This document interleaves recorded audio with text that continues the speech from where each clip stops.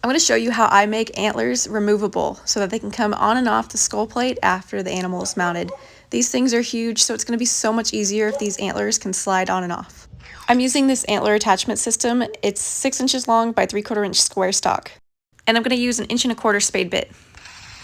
So then I just turn the rack over, and then I'm going to drill from the bottom side of the skull plate and right up into that antler. As you can see, this spade bit is not long enough to drill the hole that's needed for the square stock. So I put on an extender for the bit, and I'm just going to keep drilling.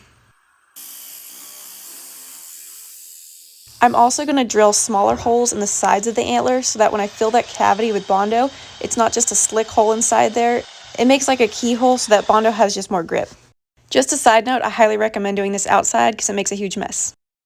So now each of the holes are drilled, and this square stock fits perfectly into those holes.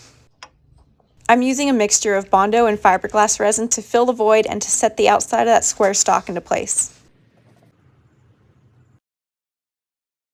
And I made it a little runny so that I can just pour that Bondo into each of the holes.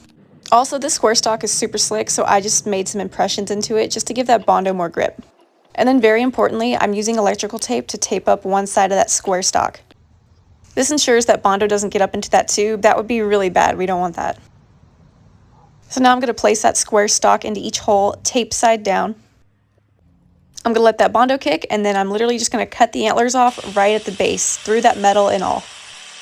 And it looks like this after. I'm going to clean up the skull cap and the bottom of the antler later. This is what it looks like when they're both cut off. I'm going to use JB Weld to permanently set the inside of the square stock into the skull plate side. And here's what that looks like. And that's it. Now those antlers can slide on and off.